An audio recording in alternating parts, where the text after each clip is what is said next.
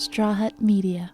Hello on the Rockers. Halloween season continues with our horror queer chat with screenwriter, director, producer, podcaster, columnist Michael Varrati, and my guest co-host, multimedia artist, and horror film devotee, Sumner Mormeneo, and me, your sassy host with the sassy most. Raise a glass, let the drinks begin. We're bringing the spirits to spirits on the Rocks.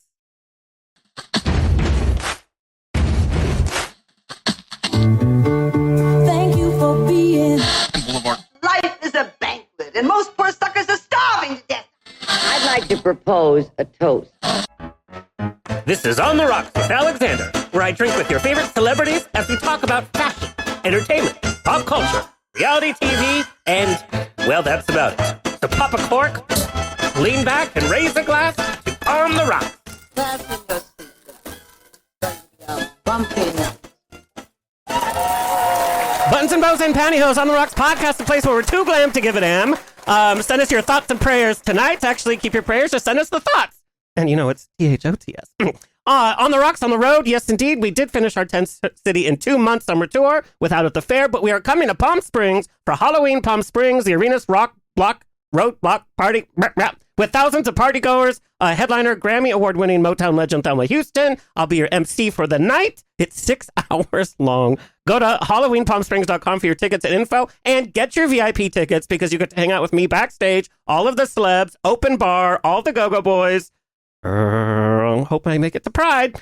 Follow us on Instagram and TikTok at On The Rocks On Air, and on Facebook On The Rocks Radio Show. Send me an email, book me for a wedding, funeral, quinceañera, bris, I don't care, I'll show up. Info at ontherocksradioshow.com. Send us your comments, your guest requests, and your guest questions. We have some guest questions from you for tonight. The show's presented by Straw Hut Media. You can watch and or listen to our now over 383 episodes for free. You can watch us on Apple TV, Roku, Amazon Fire TV, on the Outlet.tv app, Facebook Watch, on GED Magazine, and I Love Gay LGBTQ, streaming with pride on SVTV and on Channel 31 on the East Coast.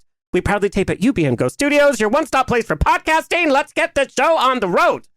Making his debut on the Rocks, and our designated driver tonight, Sumner Mormeneo, is a multimedia artist from Orlando. His paintings and performance work are greatly influenced by surrealism and the macabre visual language of German Expressionism. And in the city of Orlando, he has been nominated for numerous arts awards, including a Golden Brick Award, Best Local Visual Artist by the Orlando Weekly, every year from 2017 to 2021. And his show, The Infinite Conversation, won him the award for Best Technical Achievement at the 2021 Orlando Fringe Festival for pushing the boundaries of what theater and performance art could be.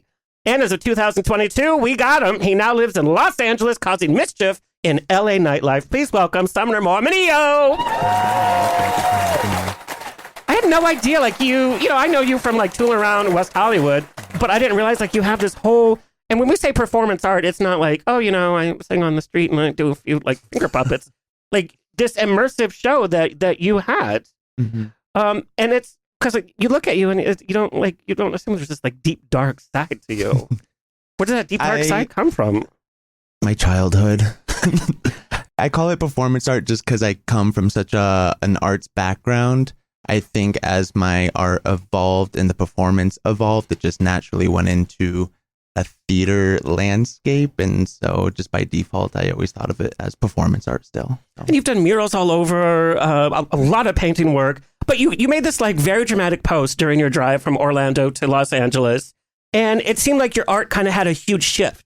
Yes. At that point. Can you talk about that shift and yeah. what medium are you most obsessed with right now? So in December, I'll be 4 years sober. Congratulations. Thank you. That's why you're driving tonight, not me. Gladly. And that year, I took care of mental health stuff, went to therapy, and I feel like I really, where before I got sober, I wasn't necessarily able to articulate what was going on in my head. And so that's where art, performance, painting, all that came into play. Because getting to express myself, maybe surreal or abstract setting, was just easier to convey what was going on. And then after getting healthy, I have words. And I think rather than doing abstract ideas in art, I'd rather be telling stories now. So since I moved here, I had the realization like, well, I've been writing performances. I like performances, but I like writing them. And then I realized all I ever really want to do is write scary movies. And that's subconsciously why I moved here. All right, by the end of the show tonight, you and Michael are going to agree to kill me in a movie. That's been my lifelong dream since I was a little boy, is I've always wanted to be killed in a movie. How dare you? How dare you? But your paintbrushes are just like sitting there crying because you're like ignoring them. They are. They really are. And I'll have people ask me like, when are you going to paint, perform here? And I'm like, honestly, I have no idea. I've been at it writing for 2 years now on the second draft of something, and it's the most exciting thing I've done in a long time. And it's horror-based. Of course. Yeah. Of course. Now, how's it been moving to LA, which is very different from Florida, but then working on your writing? Did you find it that it's easier? Was it harder to kind of adjust and focus on your work? Yeah, definitely the first year was rough just because of culture shock. I think there's like a lot more people. And when I got here, job fell through and blah, blah, blah. So like half a year, it was rough. So trying to force myself to be creative and get in the mindset and what work to focus on when I still needed to, be financially stable too. It was rough. But the idea that I had for the screenplay came to me on the U-Haul drive. So as soon as I got here, I went at it, and it's really what kept me going that first year. And after a year, I'm coming up on 2 years now. It's been almost like a saving grace kind of thing, because in Orlando, I guess I would get opportunities and praise, and I would share my work, where this is, something I'm silently doing by myself upstairs when my dog's licking my feet. And Yeah. It's a little weird not sharing my work, And getting that energy. Eating. Yeah. And the performance too, and hyping up performances. It's been weird, like not having that in my life anymore, but it feels right. Well, I can't wait to read my part and how I die. I mean, I'm very excited. I'm going to work it in. I'm very excited to write that now. Now, we kind of sparked each other's interest over our talk of horror films, because you literally know so many films. And when people say, I love horror films, especially during Halloween, you're like, yeah, okay, there's more than, I know what you did last summer. There's like actual horror films. Mm-hmm. You knew every kind of obscure horror film. Mm-hmm. What were the first kind of horror films that got you interested in the genre? Ooh, okay. So I was just thinking about this a few weeks ago, because for the longest time, I used to say when I was little, I hated horror.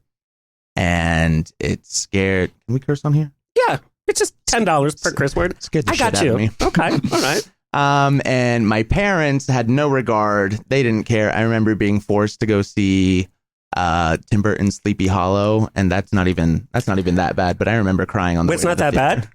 Oh, you mean it's not that bad, scary. Not that scary. Don't say it's not that bad, because... Not that scary. Sorry, Tim. I remember like cowering in the theater watching the Texas Chainsaw remake. Oh my God, how old were you? I was like, I'm young. No, I know you are. 33. I must have been like 13. To 12? see Texas Chainsaw Massacre? Yeah. No, No, it's that's bad. too young. Oh, okay. Yeah. Tell my mom. But you love these films now. Yeah. So when I realized, thinking about this the other day, a few weeks ago, I realized when I was very young, I did not hate horror. I loved like the original Frankenstein. We had all the classic black and whites in our movie VHS Universal collection. Monsters. Yep. I remember in my rotation, every time we went to Blockbuster, it was Hocus Pocus or Beetlejuice. So it was always something that I gravitated towards. I guess it just took some sort of switch where it went from being innocent to punk rock and let's make it actually scary. Yeah, well, that's the difference between it being artistically creative and visual to gore. I mean, Texas Chainsaw is all about the gore. So that's a huge... Okay. But we're going to talk all about horror films and queer genres and all of that with our guest for today, Michael Varrati, American filmmaker, screenwriter, columnist, and actor known primarily for his work within the horror genre and the world of TV and movies. Outside of his film work, he writes and speaks about pop culture and the horror genre as it relates to the LGBTQ experience, including San Diego Comic-Con. He's written for the Huffington Post, Vice, and the list goes on and on. He was the host of his popular queer horror discussion podcast, Dead for Filth. He has served as a writer-director of the series The Boulet Brothers' Dragula, and currently partners up with cult leader Peaches Christ for movie screenings and their podcast, Midnight Mass.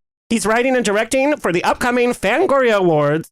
He also has a foot in the Christmas movie film market. How does that happen? We're going to talk about it. Please welcome Michael Varrati. Hi. I'm so excited to be here. Thank you for teeing that up. I think Christmas and Halloween have a lot in common. Let's just get right to it then. How? Well, you decorate for both. Mm-hmm. Some of us use some of the same decorations. Well, there you go. Yep. I mean, honestly, winter is a time of death. Well, and they say that the veil, like if you're into paranormal and all that, the veil is the thinnest during this month. In fairness, the winter solstice around the world, if you look at folklore, there are more monsters associated with the Christmas time than even autumn and Halloween. I mean, if you travel into parts of Eastern Europe, you've got devils and trolls and flesh-eating cats. Krampus? Yeah, Krampus. I mean, my boy. So, yeah, there's quite a bit there. I think that there's some crossover, but I think there's also crossover between the worlds of the movies.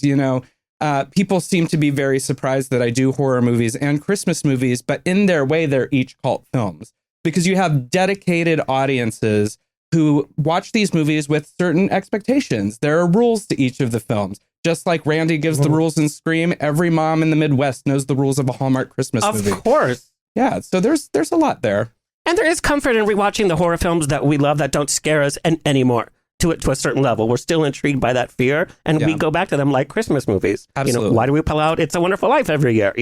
Why do we watch Nightmare Before Christmas every year? We just have these comfort levels with these films. Yeah, they become part of our traditions. Yeah. Yeah.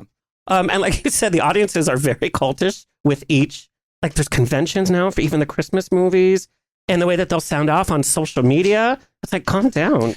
No, I mean, if you're a horror fan, you're familiar with Fangoria and Bloody Disgusting and Dread Central and all these dedicated sites for the horror genre. Well, the Christmas movie genre has those too.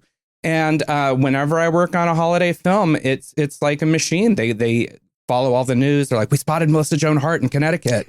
She must be shooting a Christmas movie. So it is interesting to live in both worlds because I see a lot of commonality, even if the movies don't seem that similar.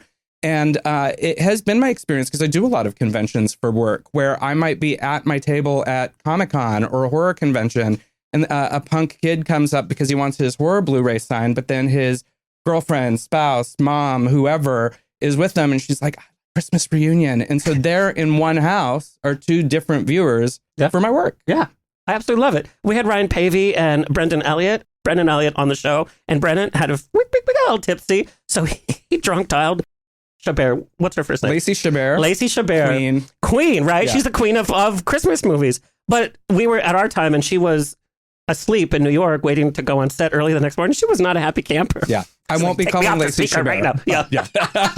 But we love you. Yes. And you've written Christmas movies for like Chevy Chase, Morgan Fairchild, Denise Richards, by the way. Yeah. I mean, that just has to be so weird that that's a whole other part of your resume. It is and it's not. I think I'm very grateful for all of the work that I've done. And every project I approach, it's just, can I find the story I want to tell? And luckily with each of those movies, whether they came to me or I took them to the production houses that made them, I found a story that I was excited by. And of course, when Denise Richards wants to be in a movie that you wrote, that makes it exciting. Now, does your creative process differ when you're sitting down to write a horror film than when you're sitting down to write a Christmas? Like, do you put yourself in the mode and like light candles and have spooky music playing and then Christmas music and gingerbread cookies for the other process? Or do you just sit down and just start writing and scribbling and... Well, I think it usually surprises people to learn when asked this question. I say that the process is not all that different because I think that a big mistake when you set out to write in a specific genre is to lean too much on the genre. I think so often movies are written kind of incestuously. Like, I love Friday the 13th, so I'm going to put all of these nods in to Friday the 13th into my horror movie. So then when people go see your movie set at a camp with a slasher, it's like, oh, we've seen this. Yeah. And what happens is people lean too much on their likes and don't really think about what they're setting out to do and what makes it unique. And so when I sit down to write a script, I think about the people who live in that world. And that to me is first and foremost the most important. Because when you get up in the morning, you don't know what kind of movie you're going to be in that day. You may make it to grandma's house and have a nice Christmas, or your car may break down and you need to use the phone at the castle that you passed a few miles back. But your day can start exactly the same. So I think about who the people are and what their response to the scenario I put them in would be. And that's where the movies come from. Okay. All right. That was fresh. Now, do you sit just a computer or are you scribbling on like a notepad or? I usually write primarily on my computer. I do have notepads that I write things on. I've not been ever someone who writes longhand very much because I just grew up with the technology. So. Okay. All right. Now, do you, as a writer, and this always fascinates me, there's some writers that are so strict that they say when they wake up, the first 4 hours of their day have to be writing. Is that you, or just when it hits you, it hits you? Well, it depends on a deadline. If there's a deadline, I force myself to sit down and do that because I have to. But otherwise, I think I have to come to it organically throughout the day. Sometimes I'll get up with an idea and I start writing then. Sometimes it takes later into the night. Sometimes I don't start writing until 10 at night and then write till 4 in the morning. But there are writers who do need that structure. I mean, it's what makes Stephen King so powerful. Is He gets up and he writes for 12 hours a day, rain or shine. And that's why there's 80 best-selling Stephen King novels. And we're all chasing after, him. I have an idea. Once he's passed, we're still going to have a novel every single year because he's got vaults and vaults and vaults of stuff. Now, how about you getting back into the screenwriting? Do you set a certain time aside? Because I know you're very responsible. I try to, but I'm a little bit the same. Even with painting and previous work, it would be I have to come to it organically. I would have to be in a mindset or a mood. Especially can't come to it tired because then I force myself and that's just shit work. So. And sometimes we're just not in the mood. We're just not creative people all the time. Sometimes our brain and our fantasy needs a little rest. Now, I have to know, you're so nice and sweet and you're innocent looking. And how does someone like you, born in New Mexico, and you were kind of like a nomad all around the place, how does a sweet boy like you get into horror? Well, not right away. I mean, much like you, I was afraid of it for a while. I always say that early on, I was a classic textbook scaredy cat. My parents loved to tell the story, considering everything that I do now, that when I was younger, if the music would even get a little tense on the TV, I would run over and turn it off. They were saints because they had to deal with me freaking out, no matter what they were watching. Nope, click. And so for a long time in my youth, I really avoided it. And then there was the fateful day when I was looking through the TV guide and a show called USA Up All Night, which used to air on Friday and Saturday nights in the late 80s into the early 90s, was hosting a double feature of Attack of the Killer Tomatoes and Return of the Killer Tomatoes. And what a bill. Right? Yeah. I mean, cinema. And I was obsessed with those titles. For whatever it was, it leapt off the page and I was like, I have to see it.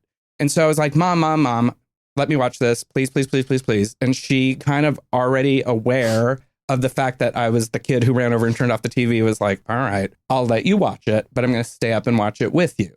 She made a big bowl of popcorn. We make it 15 minutes into the movie. She falls asleep. And then I ended up watching both of them. And then how it used to work is the host would sign off and then they would just play them again. Yeah. And I sat through and watched them again. And I always sort of refer to that as the baptism of into cult. That was the moment where the kind of table shifted. And I always acknowledge that, yes, Attack of the Killer Tomatoes is horror comedy, not straight horror. And so the Killer Tomatoes was sort of a nice way to kind of ease in. But what it did do is it fundamentally rewired how I perceived these movies, because I was fascinated by the fact that it was so different. It was not the kind of movie that my friends were talking about at school. It was not the kind of movie that they were playing at the multiplex. It was something other, something strange, and something that felt like in that moment that only existed for me. And I became obsessed with that. That was sort of like my drug, the idea that there were these movies that were forbidden and I want them. And for whatever reason, that want overrode the fear. And I started looking for more. What are the movies that they don't want me to know about? What are the movies they don't want me to see? And that leads to Evil Dead. It leads to Texas Chainsaw Massacre. It leads to Freddy and Jason and Night of the Creeps and everything forward. And at some point, I was well into it and I realized, oh, this doesn't bother me anymore because I'm kind of addicted to it. Well, and that idea, Killer Tomatoes, a little bit of camp and, like you said, comedy in your work, whether you're writing about gay aliens, Count Dracula and theater groups, or, demon nuns, there's an element of comedy to what you do. And we know your work with Peaches Christ, you celebrate camp. Why is it so important to keep those horror elements those comedy elements in horror? Well, comedy and horror are in many ways two sides of the same coin. Explain. Well, essentially, it's all about controlling your audience's reaction. This filmmaker and artist that I know, Daniel Montgomery, put it the best when he said it's about controlling your audience's breathing. because you essentially lead them to a moment where they're either going to scream or they're going to laugh. And when you think about it, a lot of the setups of a comedy movie, if it goes just slightly in a different direction, it's horror. And a lot of things, because of how absurd a lot of these horror movies are, it could become hysterical. And that's sort of something that I think we all have to be aware of, because if you're doing a gore gag and your aim is to shock, you don't want to make it too over the top because you're going to make your audience laugh. But sometimes that's exactly what you want. And I think that they are kin, whether people realize it or not. Yeah. Plus, sometimes we get so scared we uncomfortably laugh. Yeah. Or like you're at Halloween Horror Nights every single day of the week. When there's like a jump scare, you like laugh. Like with you, especially when you're with your friends. I remember watching the House of Wax remake, and we're all waiting for Paris Hilton to get it, right? And she finally got it, and the whole theater erupted in laughter, whatever. But it was still a scary moment. And I thought she did a good job. Yes, she really did. But that's, that really mixed the genre together, whether it was a good film or not. But you started writing very early. You would write like one-page stories for your parents. What kind of stuff were you writing at that young age? Usually it was some sort of comic book or character related story. It would be like, the Joker has taken over the Super Bowl and Batman has to save them, or some holiday oriented thing. It's Christmas, so this has happened. I always would write these like one page thematic stories that'd be like, it's holiday here, this is for you. So that might have set the mold pretty early on the holiday writing. And they were very nice about it. I'm sure those stories were terrible, but they encouraged me in the way that parents do and should. And there is something addictive about creating something and getting feedback from an audience.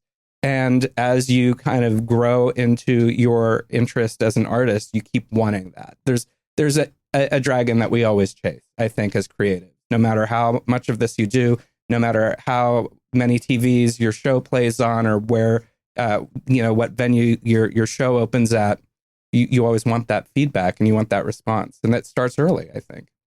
Did you come to Christmas movies just on your own?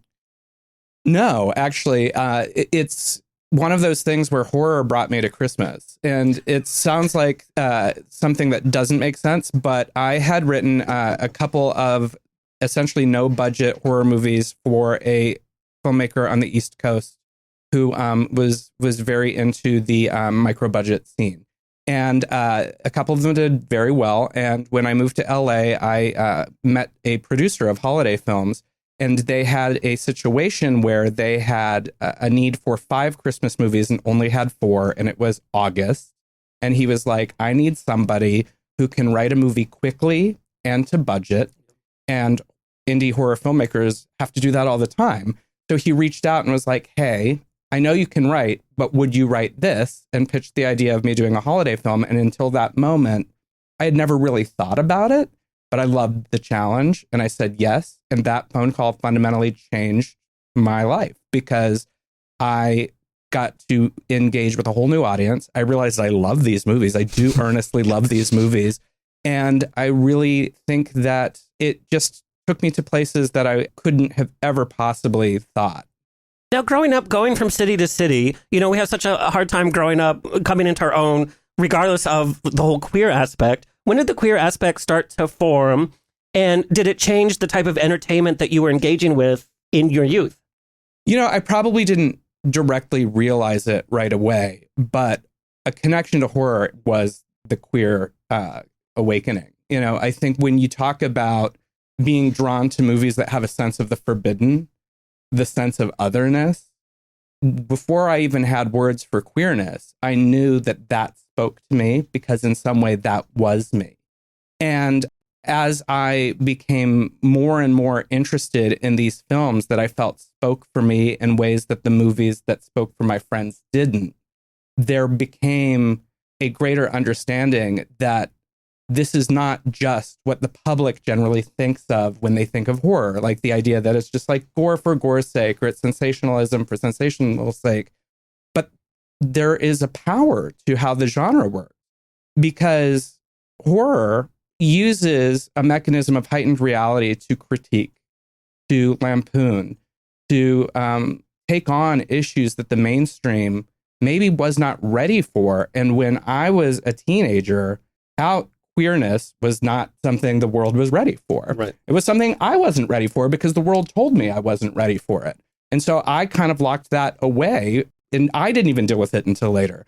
But I think by engaging with the movies that I did, it allowed me to understand there was a place and there was a people for me. And it wasn't necessarily monsters or the spooky craziness, although I do love all of that, but just that there is a drum that beats for you. 100%. Even look at, the Frankenstein movie, where we look at Frankenstein's monster, misunderstood, moments of gentility. The whole village wants to, burn him for who he is. It's like, give the guy a chance, He's well, all of the Universal monsters are queer. Well, Dracula, hello. Yeah, I mean, rising in the top of the day in a tuxedo, sure. I mean, when you look at it, the Frankenstein monster is misunderstood. Mm-hmm. He is literally made for a world that does not want him. The Bride of Frankenstein is made for a relationship that she rejects. The Wolfman has something that he's keeping inside that he considers to be a curse. The creature from the Black Lagoon is living its life when people come in and try and tell it how to be. These are all queer stories. Yeah. And so I think early on, our horror spoke to the queer experience, even if the mainstream audience didn't see it. Queer people did. 100%. Yeah. And queer sensibility has always been part of it. And even like the 70s and 80s slasher films, young guys would go see it because every horror film had women running around topless. Meanwhile, there's a faction of us that were like, God damn, Johnny Depp in a crop top and Nightmare. I mean, come on. Yes. Yeah. Now, you talk often on LGBTQ and horror panels. What is it that the queer community is so obsessed with now with horror culture the way it is? What do they want to talk about the most? Well, I think that they just want to finally speak to the truth that we've known was there all along. For every conversation I have that talks about the universal monsters having always been queer, that horror has been queer since before cinema. If you look at Gothic literature, if you look at Bram Stoker writing love letters to Walt Whitman as he's writing Dracula, these things have always been there. But the way the world operated was the gatekeepers didn't want us to talk about it, or they just didn't know it existed. There were well-intentioned people who might have been on our side, but the history didn't support it because the history wasn't written by us. But we quietly kept it, and we kept track. And now we're seeing the work of so many people bringing this history to light, bringing these stories to light, and also pointing to things that we have always sort of embraced as a community and said, hey, this is queer. It's always been queer. It's not just A Nightmare on Elm Street 2. It's all of these things. Yeah. And we've been here all along. And I think that what is really happening now is that once the floodgates have sort of opened, we have just kind of made the decision we're not going back. And I always say it's not so much about how far we've come. It's about how far we need to go. Even though there have been huge leaps and strides in the last decade, in terms of visibility and representation, there are a lot of letters in the LGBTQIA acronym, and there are so many people who have yet to see themselves on screen. And until we get that representation across the board, we still have work to do. Well, and then we have like Blumhouse, which is really doing an excellent job in really promoting our queer community.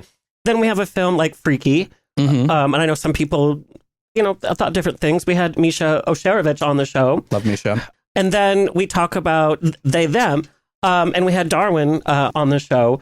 Very different experiences filming, but that wasn't considered a successful horror film. Right. Do we still need to go support these films? What should we be challenging these films to be different? Because they had consultants from GLAAD for these films. GLAAD continues to play an important part in any type of filmmaking, talking about our stories. So why weren't they successes? I think that we have to reframe how we think about these things. I think so often, because we weren't represented or didn't have the visibility we wanted for so long, that anytime something comes out, we put this monumental pressure on every release. And it's then kind of this thing where if that release doesn't do well, that's it. We're never going to get another one. And that fear is valid. That is a very valid fear. But I think we're never going to reach true parity until we understand that we're allowed to have queer movies that fail. We're allowed to have queer movies that aren't good. we're allowed to have queer movies that maybe don't necessarily represent us in the best light, but are good stories. And I think that instead of making every movie the sole flagship mission to represent every letter under the LGBTQIA acronym, just make a story that you believe in and that you as an artist can stand behind, and the audience will find it. And especially when you look at horror, that's been the journey of horror all along. Horror is the only genre that if it comes out today and doesn't do well, in 10 weeks it may. Yeah. In 20 years it may. It'll be a cult classic. In 30 years it may. Yep. That's the gift of this genre, is people are looking for the hidden gems. They're looking for the cult appeal. They're looking to find the things that maybe were unheralded and unsung, because we as horror fans are often unheralded and unsung. And so we go looking for those things. If a drama comes out and falls flat, good luck. Yeah. Because there aren't Kramer versus Kramer conventions, but there are horror conventions. That is very true. Joker 2. What? That was fresh. How did the Babadook become this gay icon? How the hell did that happen? They didn't even market it that way. Well, the Babadook became a gay icon because it dressed like Diane Keaton and destroyed her. It was on Netflix. Yeah. They accidentally put it in the LGBTQ category. Oh, really? Yeah, It was a miscategation. That is so Yeah, funny. The gays ran with it. We didn't even give it a minute. No, we love a meme, right? Yeah. I mean, and come on, he looks like a dandy. does. He looks like a dandy after an all-nighter. Yeah, that Just came home from the afters. Yep. Fierce. Yeah. It's celebrating its 10th year anniversary. And the filmmaker behind it, they asked her if she wants to do another, and she's like, no, it's good. No, but she very smartly and kindly, when that meme broke out, when Shout Factory decided to release a new edition of the Babadook for Pride with the rainbow packaging, Jennifer Kent, the writer and director of the Babadook, was like, go for it. And that just makes me, love her forever. So Love it. All right, let's get back to you a little bit. You studied camera acting in school in Yes. Ohio. How did that morph into getting behind the camera in the horror industry? Well, I do think that if you are going to direct, not all directors will agree with me, it's good to have a knowledge of what actors are experiencing in front of the camera. 100%. I do enjoy acting. I certainly have done my fair share of weird roles in no-budget horror movies. And, if someone is looking, I'm always kind of willing to come out of acting retirement. But I had just really enjoyed the experience of learning the mechanics of being on a set on both sides of it. Mm-hmm. I always knew I wanted to write. Storytelling was always the plan. That's kind of always the main through line. But actors are storytellers. Directors are storytellers. Editors are storytellers. And in a landscape that's so collaborative, the best way to make a movie is to understand how all the different artists work. And so when I took the acting for the camera courses at Kent State University, partially it was for the hammy reason of like, I want to be on camera. But I did 2 courses on it. The first one was I want to be on camera, but that teacher, Ron Thomas, whose class I really, really enjoyed, when he offered a second version of it, I was like, I got to go back because there's things that I don't know yet that I want to know, because theater acting and camera acting, very different. There are different ways to sell a scene with just a look, et cetera, et cetera. And I just was fascinated by his process, and I would like to think I learned a lot from him. If he's still out there hearing me bandy his name around 20 years later, he's probably like, shut up. But I am very What a grateful for those successful classes. student, though. Look what you've gone on to do. Well, thank you. Okay, now let's just get to some reality, though. We know independent horror films are not known, like you said, for high budgets, not a lot of A-listers. Sure. Could be smaller distribution, smaller fan base. And you thinking, well, I want this to be my career in that genre, knowing that it might not be the most lucrative in terms of other kind of movies. It's like, I want to be a doctor, but I'm going to be a podiatrist. You know what I mean? Right, yeah. You must have really felt passionately to jump in it with all feet. And you have said yes during your career. Short films, directing films, writing films, producing for TV, the holiday movies. You've just continued to say yes. So this passion must have been pretty big for you to be like, well, I'm probably not going to become a millionaire in my first few years of making horror films. I mean, will I become a millionaire ever? That's the question. But I think that when you do this and you do it from a place of love, you can't not do it. I mean, if I was a podiatrist, but I had that in my heart, I would go home and, shoot a movie on my iPhone because I can't help myself.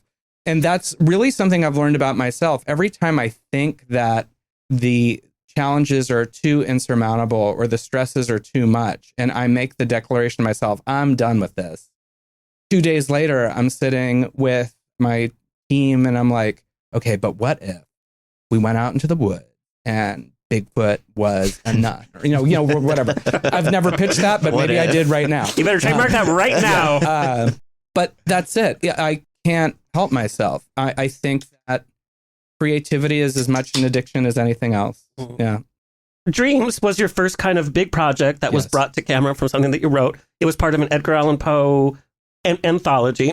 Mm-hmm. That being your first kind of big, that's my stuff on screen. What did working on that project teach you most about the future of the industry that kind of maybe shocked you or was new for you? Well, first off, you have done your research, so thank you very much.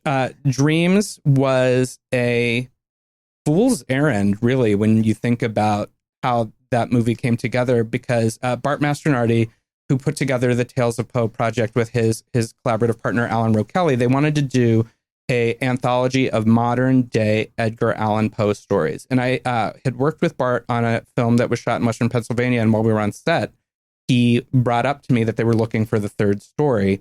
And he said, but I would like something a little more abstract. And I was like, I have an idea. And Dreams is set in a dreamscape, and it's an entirely silent picture. And that's crazy. It's that thing where you don't know what you don't know. And I think that's why it worked. If I had to do that now, knowing everything I know about the process of filmmaking and the process of screenwriting and the challenges of trying to do something like that with no money, I would have been like, there's no way we can do this. But I didn't know to say that we couldn't do it. So I wrote the most ambitious script that I could because I wanted to tell the best story that I could. And I gave it to Bart, and Bart was like, all right, let's figure it out. And from that, we got this wild, weird fever dream of a segment that ended up starring people I grew up watching. Adrienne King from the original Friday the 13th, Amy Steele from Friday the 13th 2, Caroline Williams from Texas Chainsaw 2. They populate the world of dreams. And what a gift for a horror fan to get to have that as their first sort of big screen credit. And the lesson I learned from that was it was unconventional and it shouldn't have worked. And then my whole career in many ways has been kind of defined by it, in the way that when someone tells me, well, it shouldn't work, that doesn't mean that it couldn't work. And I always take that lesson with me into projects I do, for better or worse. Sometimes that blows up in my face, but I've stayed the course because I learned that you just got to commit to the vision. Another project you worked on is the Boulet Brothers, Dragula. Yes. And I always call it the drag queen show that could. Because when you see the first season, it is so different than the current season. They're in season 6 right now. It's gone from YouTube to Netflix. Now it's on AMC Plus and Shudder. But you're part of that growth. You did 2 seasons and then Titans. Yes. How did you get involved with it? How was that project different creatively for you than any other thing? Well, I got involved. I had met the Boulet brothers through our mutual friend of ours, Darren Stein, who's the writer and director of the movie Jawbreaker. And Darren... One of my favorite films of all time. Why is that not a Broadway musical? Well, I do know that Darren's been working on a Jawbreaker musical off and on over the years. So if you are out there, write in to your senators or whoever, make it happen. Courtney Shane on stage. Darren, I'm shouting this out for you. Come on, Kamala, make it part of your platform. But Darren had introduced us, and the Boulets also, were aware of my connection to Peaches Christ, and there was this whole sort of like world of queerness and horror that intersected, and we shared a lot of common interests and certain aesthetics. And when they were in post on season 2, they asked me to go to lunch with them, and they said, look, we opened the show with these kind of vignettes, and we closed the show with these death vignettes, and we are looking for someone to write and direct them for the next season to kind of take it into a different cinematic place. And I was like, that could be me. And the conversation sort of went on for a while because there was a pause between season 2 and season 3. And I sort of thought they forgot about it or had moved on. But then in the 11th hour, I got the phone call and we kind of left. The spooky train had left the station. And it is in many ways the little show that could, and its huge colossal growth is owed entirely to the fact that those two just work so hard. Anytime I get asked about this show, I always have to say it exists and it succeeds because of the Boulet brothers. They surround themselves with a lot of really wonderful people who are really hard workers. They had the vision. They sat there on that first season that was a YouTube show in a bar with, one camera and and a dream. Yes, it was. And they were like, this can keep getting bigger. This can keep getting spookier. This can get as grand as we envision it. And they made it happen. And when you're on a show like that, you kind of get caught up in the maelstrom of that belief. And I think much like the conversation about dreams, Dragula had this monolithic rise because when they started, they didn't know what they didn't know. They were nightclub promoters who took a chance on making a show. So the things that anybody else would tell you, you can't do that on television, they didn't know not to do that. And because they produced it themselves, they didn't have someone to tell them not to do that. So they did. And they just continue to make wild, unheralded, queer television. And I just, I'm grateful that I got to be part of the ride. I cannot just praise enough their work ethic. They had the vision and they made it happen. That was fresh. Your first meeting with them, I mean, obviously they don't go around looking like that every day. Like, were they like in sweats and a t-shirt? Like, was the first meeting a little kind of, oh, okay. Well, no, I mean, I knew what they looked like out of drag because I have no clue what they look like. We had met socially numerous times, and we still get together. The last time I saw them, we had barbecue, which I'm sure they were probably like, don't tell people that. But no. It's so not that image that I have. I want to see a picture of that. Yeah. But I love them. They are in my social life as well. And I think that it is great that they are sort of one of the last mysterious bastions of horror, because we know what Elvira looks like out of drag. Yep. We know that Joe Bob Briggs is John Bloom. We know kind of the secret identities of all of our queer Justice League. Yep. But the Boulet brothers have yet to really kind of be seen out of drag. And I love that.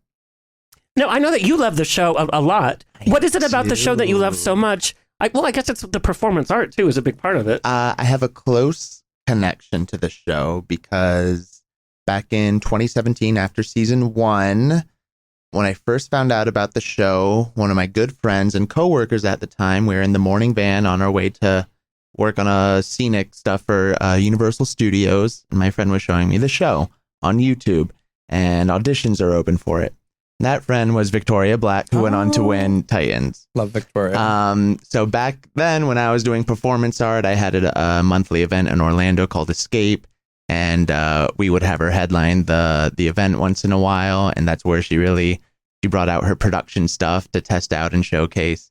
So I go way back. I was like pretty much Daddy Black like for a while in Orlando. So I've been along for the ride ever since. And I remember when he was showing me, it was like, it's not just like drag queens. It's like you could do it.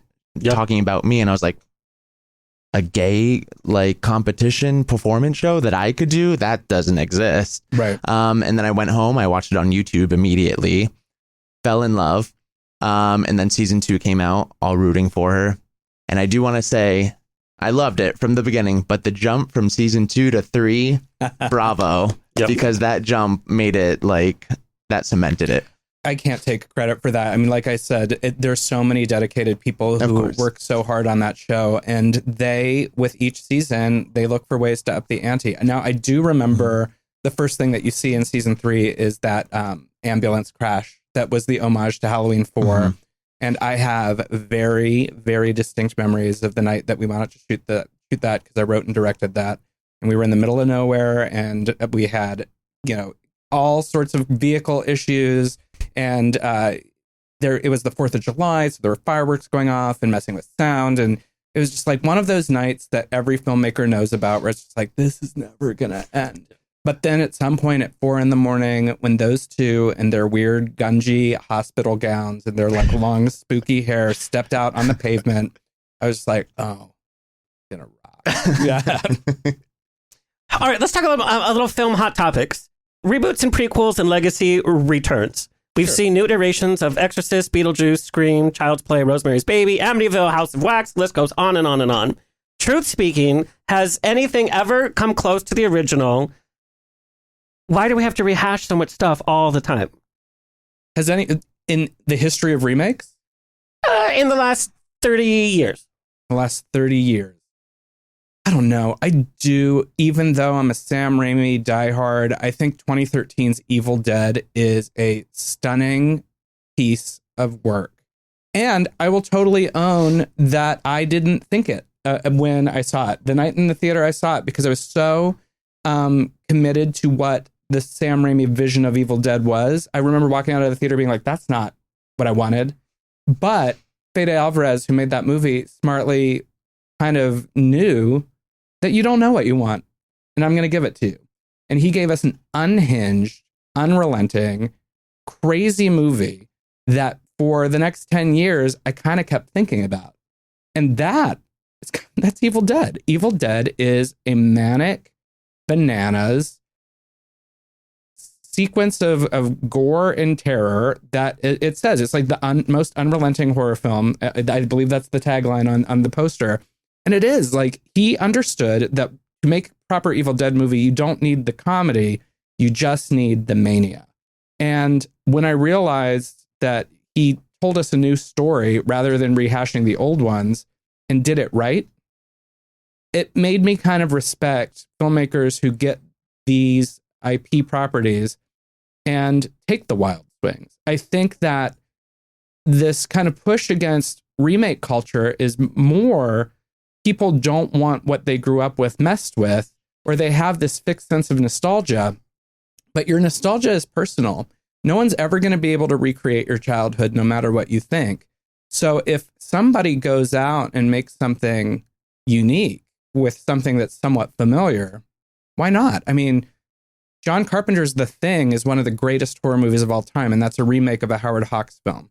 David Cronenberg's The Fly is one of the greatest horror movies of all time, and that's a remake of a 1930s horror film. It can be done. You just have to trust the artist, and studios have to trust the artist. That's the big thing. I think too often they lock them into, you have to give us what we've already had, but we already had that. Let this person tell a story. Why was the Exorcist sequel so boring? How do you get Alan Burstyn and Linda Blair, and you have a franchise like The Exorcist? How do you muck that up? What went wrong there? Well, I think, how do you muck it up? I mean, it's the question they've been asking since 1973 when they made the original Exorcist. Almost immediately when Heretic, The Exorcist 2 came out, a movie I personally love because it takes wild swings, audiences did not respond well to that movie. And every sequel to The Exorcist in some way, shape, or form has been sort of met with derision because it is a tricky premise. You know, essentially, how many ways can you do an exorcism? You know, you have a possessed kid and you gotta get the devil out of them. If someone like William Friedkin does it exceptionally right the first time, you're forever going to be chasing that. And I think that's the issue. And it goes back to what I was saying about Evil Dead, is so many people keep trying to just go back to what worked about the first one. He already did it, and he did it best. I'm not saying we can't have an Exorcist movie that works, but you got to get out of the house. You got to get out of possessing little girls. I mean, maybe you got to get out of Catholicism. I think that could be the real issue. It's sort of like, how many priests can show up and do an exorcism? What's an exorcism look like in a different culture? Well, and how scary would that be? Because when you can confine it to the Catholic Church and you don't have anything to do with it, you're like, great, that's not in my wheelhouse, that's not in my environment. The truth is, rites for exorcism exist in every single religion, from Buddhism to Judaism, Catholicism, Egyptian lore. And the Vatican first came up with their exorcism ritual in 1499. Wow. In 1999, they updated it. Why would they feel the need to update it unless something major was going on? That's true. Bum, bum. But it's scarier to think of exorcism. It could affect anybody, regardless of your religious beliefs or not believing. Yeah. I think that would be a good take. What is your take on reboots? Because I know that you love films and you come from a little younger generation than me. I welcome them because I'm going to see them regardless. I'm excited regardless of what it is. I think very much what was just said. I remember seeing The Last Exorcist and I was really enjoying it the first half. And then there's a switch where it turns into what we've already seen and then maybe just a little too close to like a play-by-play. And that's when it got kind of cringy and just not good. So, I don't know. Why not? But you got to do something original. Yeah. So we talk about being original. Tobin Bell just announced that he's coming back to Saw for the next one. I mean, I've lost track of the numbers at this point. I think they've run out of room on the movie poster for Saw XX55, whatever, right? I think this one's 11, yeah. Okay. Yeah. So that's a franchise, and I haven't seen the last maybe 3. Right. But it seems like they have the same kind of formula going. How come it's working for that franchise?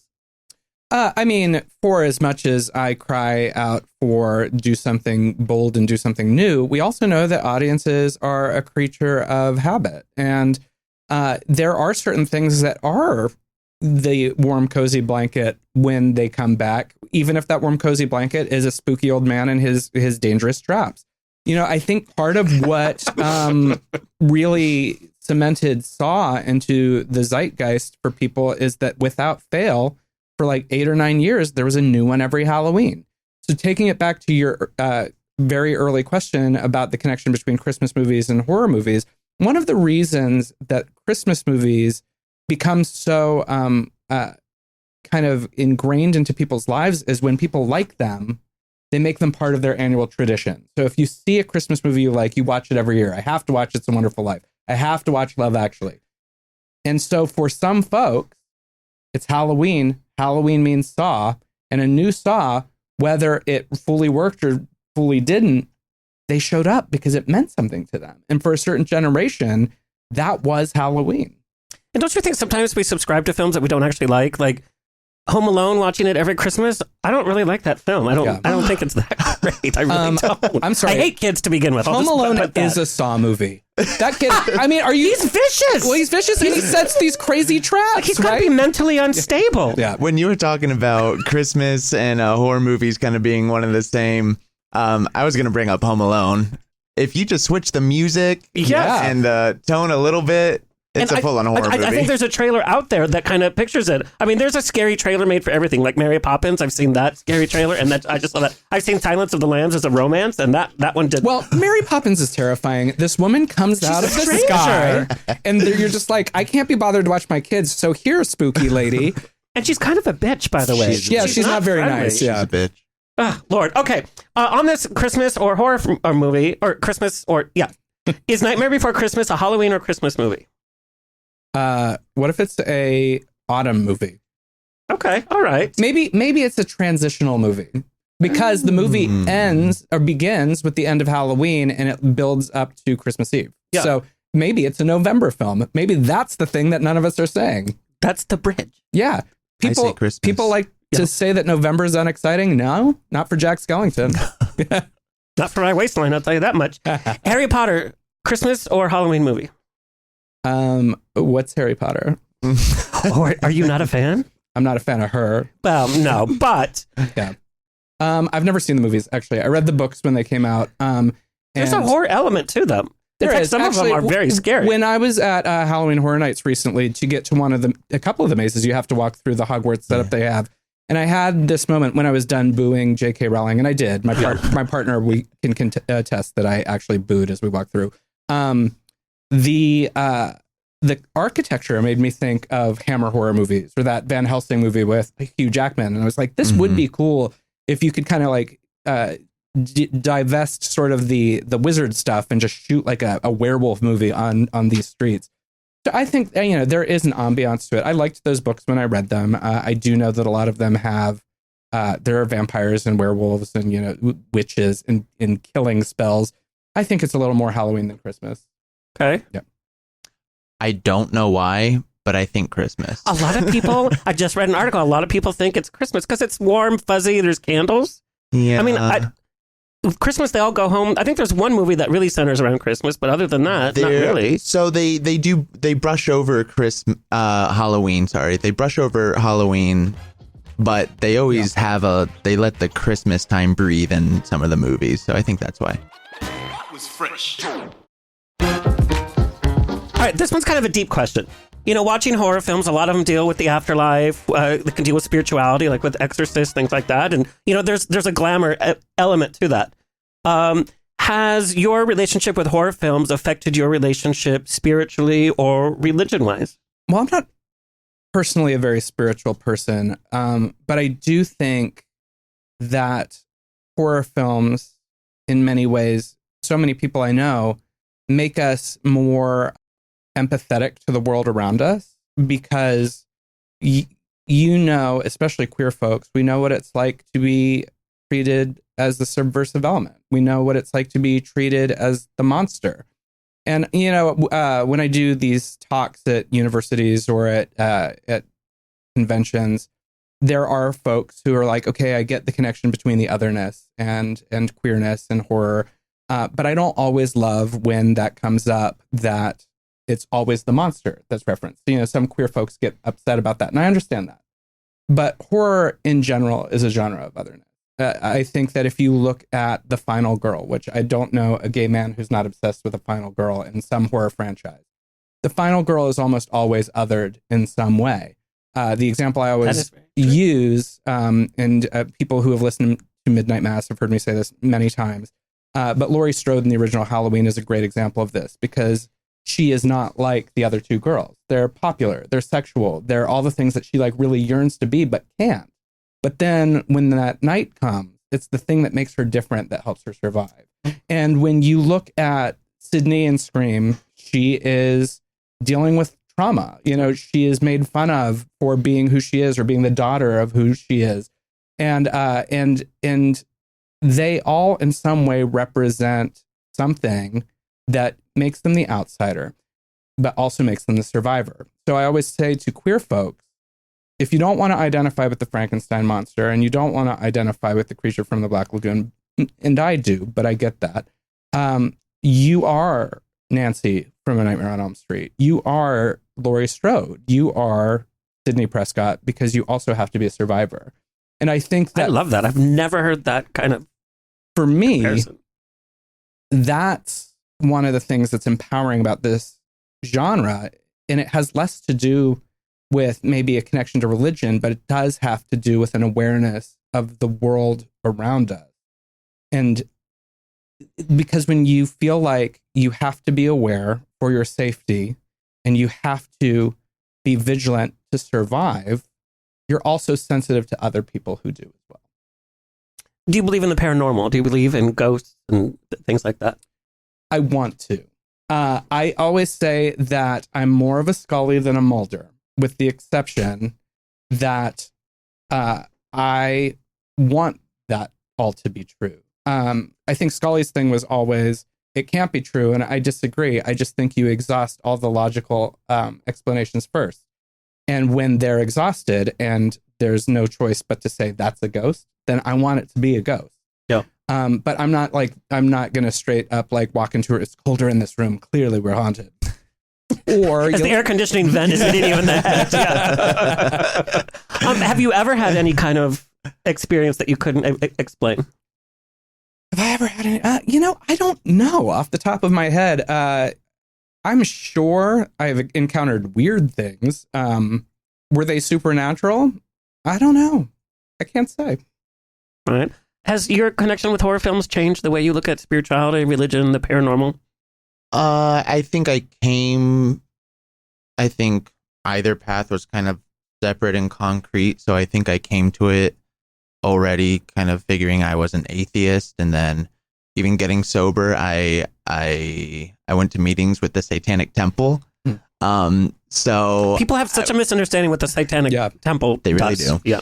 So I was already pretty strongly like in that lane, but I think similarly, the empathy aspect to horror movies is what I gravitate towards, and grief, and just heavier subjects in general is why I gravitate towards horror. And so I don't know if it's shaped anything, but it's brought a sense of comfort and empathy. You bring up another theme, which is grief. Obviously, horror films are centered around death. Some of them are campy death. Some of them are inconsequential death, or not inconsequential, but and then there's movies like Hereditary that are all about this power of grief and how scary grief actually is. Mm-hmm. Those movies freak me out the most. Like things like Rosemary's Baby, where it's really in your head and it deals with your emotion and your mental health. That's the freakiest thing. Well, and they're really prevalent right now. I think that if you look per decade at what's popular in horror, you can kind of see culturally where we're at. And right now we're dealing a lot with trauma response in our horror movies and generational trauma.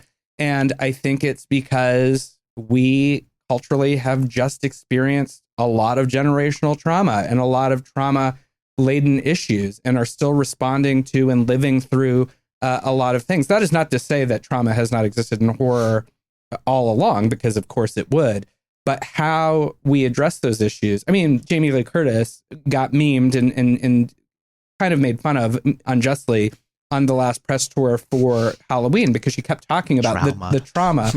But when you look at the original Halloween, they're not really thinking about trauma, but they did just construct a whole new trilogy about a woman who had to live with that for 40 years. Yep. And that's very specific to the world we're living in right now, because I'm here to tell you that 20 years ago, the idea of like, what if we explored how much this fucked somebody up? The studio would be like, what? And the relationship to their family. Yeah. Like, you're so right. Like, that was very much explored. And I think we're going to continue to see that, especially after COVID. A lot of us had trauma during COVID, feelings of isolation. We have deaths in our family from COVID. And I think that that's all valid. But to your point, I think, and that's why I still think there's the need for the campy, gory classics just to keep it balanced out. Yeah, we don't need so much of one thing. And there are smart films out that way that do that well. So if everybody starts to try to do that, it's just not going to come across well. Michael, with your career going in so many different directions, screenwriting, podcasting, directing, producing, how do you know what to say yes to, and how do you know what direction to go into next? I don't know. Peaches and I were just talking about this the other day, that we really laughed that one of the big pieces of lingo of the generation that's younger than us, everyone's like, it's a vibe. And we're not fully tapped into what that means all the time. But I think that when I pick a project, it's a vibe. It's a vibe. Like, I know, it's true. I think sometimes when things come my way, I'm just like, yeah, that makes sense for the here and now. Obviously, I am a working writer, producer, director as well. And sometimes it's just like, does this financially and viably make sense with the time constraints too? I'm not going to pretend like it's all, altruistic art. Right. But the ones that really, stay the course and speak to my heart, they're the ones that, if someone asks me about it or brings it up, can't shake it. What's a personal moment from your career that has been a big success to you because you overcame a challenge? Not because it was critically successful, not because it made money, not because, it was a new credit for you, but something that personally and professionally challenged you that you were able to get through. Well, with my production partner, Brandon Kirby, I founded a label called June Gloom Productions. And June Gloom Productions was created with the intent of making queer horror and queer social commentary movies. And when we founded the company, it was because we weren't really seeing the kind of movies we as queer artists wanted to see. And not only was it a means for us to produce our own work, we've helped other people make some films as well. But outside of producing a film in the UK called The Latent Image, which was the first feature film that we produced as a company, we hadn't done anything in-house that I had written. And that was a feature length. And we did this movie called There's a Zombie Outside, which I wrote and directed. And we did it entirely independently. And so to me, that was a big moment, because it is the thing that you don't ever think that you can do. And it's the thing that the industry tells you can't do. You can't make a movie on your own. Well, we stayed the course. We made many short films. We produced short films for other people. We produced miniseries, and we did this, and we worked on this, and we produced a feature. that we believed in for another filmmaker. And it gave us the awareness that we could do it, and we did. And now taking on the next one seems less scary, even if the project is scary, because we climbed that mountain and we're still here. And that to me is worth way more than if the movie ever, wins an Oscar or, is available in every blockbuster across America. There's a dated reference for you. That is such a dated reference. I was like, girl. I'm excited for whatever's next because I love the latent image. Oh, great. I'm so glad you saw that. I love that movie.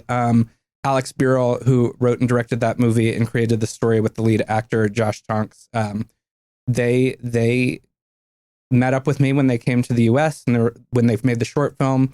And they just kind of stayed the course. And they're like, when we make this feature film, we want you to be involved. And we tried to make it twice before it actually got made because of the pandemic. We were going to shoot it in Canada in May of 2020. Guess what didn't happen? Surprise. But I love that movie. I'm really proud of the film and the success that they had with that. And it's a sexy movie, too. I think I'm allowed to say that. So. What are you watching like on a regular night at home?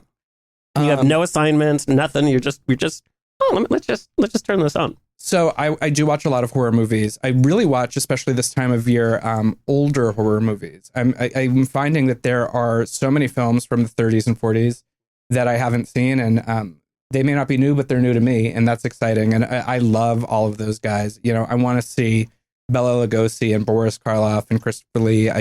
There's a certain flamboyance of fright that we just don't get today because everybody is so committed to making everything so real. And I don't need it to be real. I just need it to be fun. But as far as just kind of fun watches outside of horror, my partner and I this year decided that we were going to watch Riverdale after the rest of the world. Oh my God. Why that show? Well, I had a few reasons why I wanted to, but I had also heard that it had a lot of weird kind of veers into genre. And we are in the middle of season 6 right now. And we are aiming to finish it this year. And I have to say it has caused me to clutch my pearls more than once.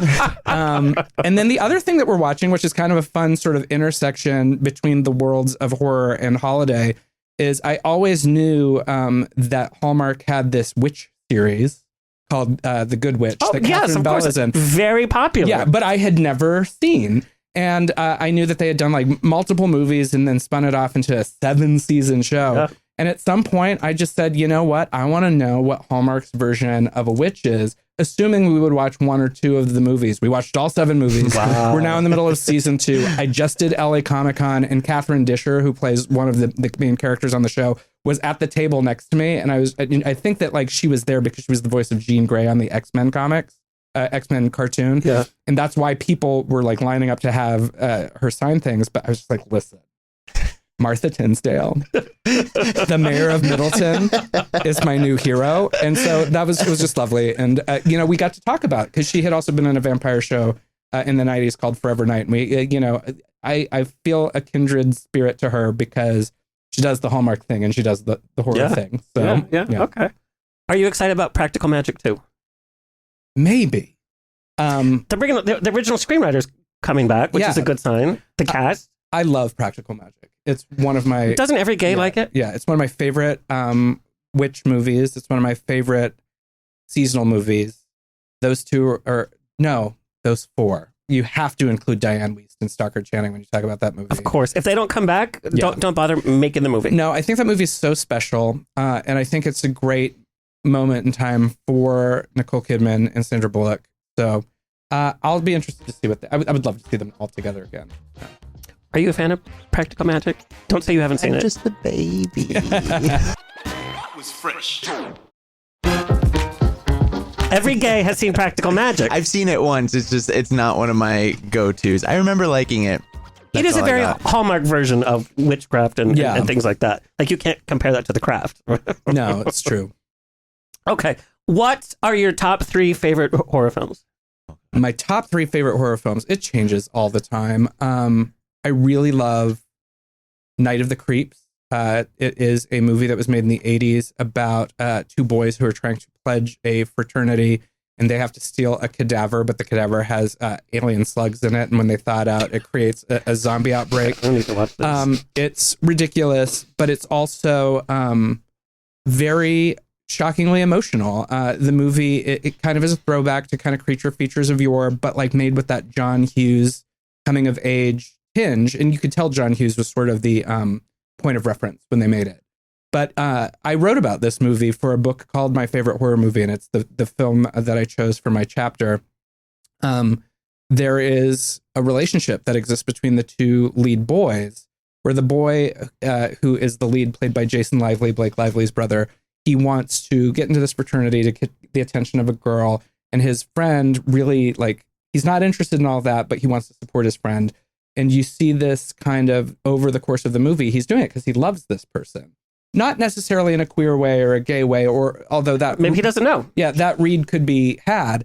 But in the 80s, when this movie was made, to have a male relationship that was presented in a way that wasn't Animal House, that wasn't like boys being chauvinist or boys like slapping each other, like, look at her boobs, or like this kind of piggy sort of thing, where there was genuine caring. And at one point, he tells his friend, I love you. You didn't get that with men in movies at that time. And even though I didn't realize when I saw it on USA Up All Night, shout out to Rhonda and Gilbert, wherever they may be, Gilbert. But I think that I needed it before I realized I needed it. There's an Italian movie called Della Morte dell'Amore, released in the US as Cemetery Man, starring Rupert Everett at his most beautiful. He is a cemetery watcher who makes sure that the dead stay dead. It's a beautiful movie, absolutely wild. My God, and my third movie, got to be something with witches, right? I love witches. Suspiria, the original, because Dario Argento can do no wrong. Someone's going to disagree with me, and you're allowed. Wait, you're incorrect. All right, and what's a horror film that needs to be reboot? What's a horror movie that needs to be rebooted? I think that I would love a new entry in My Bloody Valentine. I love that movie. I know that they did the remake in the thousands, the 3D, but I don't know. There's something about Harry Warden, the killer in that movie, with that like minor gear. His extra spooky Valentine's Day. I love holiday horror. I just love the idea of that kind of being the unsung season. And Canada's great. Canada, they make some of the coolest horror movies and they don't get enough love. All right. Okay. Yeah. All right. What are your top 3 horror films? I hate this question. I know. This is a hard question. Because most people say, what's your top 5? Well, you can put a lot into 5, but 3 is very limiting. Today I'm going to go with Psycho. I'm going to say Nightmare on Elm Street, and I'm not on like a slasher trend. It just happens to be in there. The others. Okay. Yeah. Okay. All right. That's my top 3. Okay. Today. Okay. All right. Could Now, be different tomorrow. Yeah.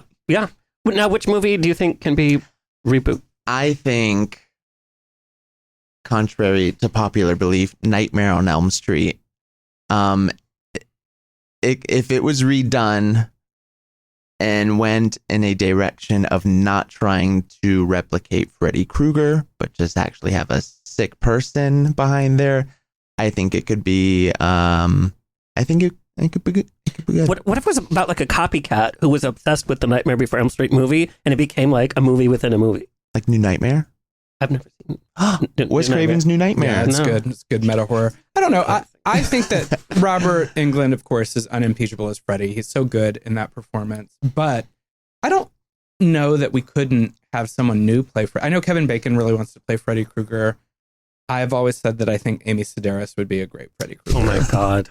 She gets the unhinged energy. Oh my God. I'm sorry. I'm in. Amy, do it. All right, gentlemen. This has been such a fun chat about everything that we love. Yes.